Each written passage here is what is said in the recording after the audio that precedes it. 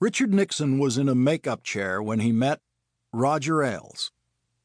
Maybe it was the makeup chair that set Ailes off.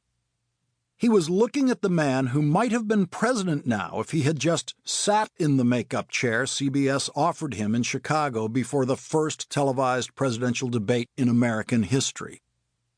Nixon had ignored the network's makeup artist and used a drugstore product called Lazy Shave to cover his heavy 5 o'clock shadow.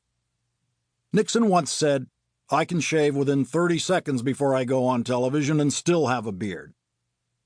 The day after the debate, the Chicago Daily News ran the headline, "Was Nixon sabotaged by TV makeup artists?" Richard Daley, the all-powerful Democratic mayor of Chicago, said, "My God, they've embalmed him before he even died." Nixon lost the election to John F. Kennedy by 0.2% of the vote, 49.7% to 49.5%. In an election that close, every mistake matters. A mistake like not getting the makeup right was the kind of thing that infuriated Ailes. Now, 7 years later, Ailes was meeting Nixon for the first time in the makeup room of the Mike Douglas show. At age 26, Ailes looked like an assistant, but he was the boss, the executive producer of the show. And Nixon was once again a presidential candidate in what was beginning to look like a crowded field coveting the 1968 Republican nomination. Ailes wanted Nixon to be president, and he knew the most powerful force blocking Nixon's path to the White House was television. To win the White House in the 1960s, you had to understand and respect the power of television. Ailes knew that one of Nixon's potential rivals for the Republican nomination understood everything about television: Ronald Reagan, the former film and TV actor. Ailes wondered what Nixon had learned about TV since the makeup disaster of the 1960 campaign.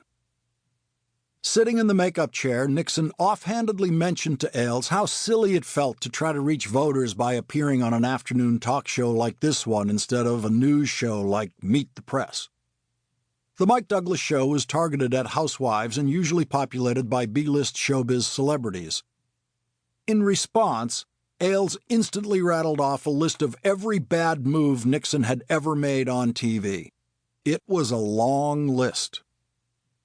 Ailes was a teenager when he had seen some of these things.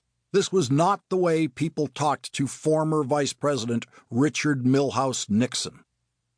There was none of the deference Nixon had been accustomed to for decades, and he loved it. Nixon made Ailes an offer he couldn't refuse.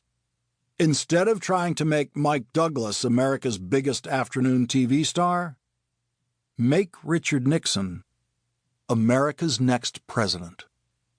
With Ailes on the media team, the Nixon campaign was ready to make the move from being the worst TV campaign to the best.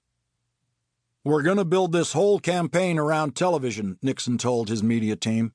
"You boys just tell me what to do and I'll do it." Roger Ailes' career in Republican politics, which included every day he ran Fox News, turned out to be longer than Richard Nixon's. Ailes became more influential in Republican politics than Nixon ever was. We have reason to wonder who would be president today if Richard Nixon had not provoked Roger Ailes in the Mike Douglas show makeup room. Such are the seeds that were planted in American politics in the 1968 presidential campaign.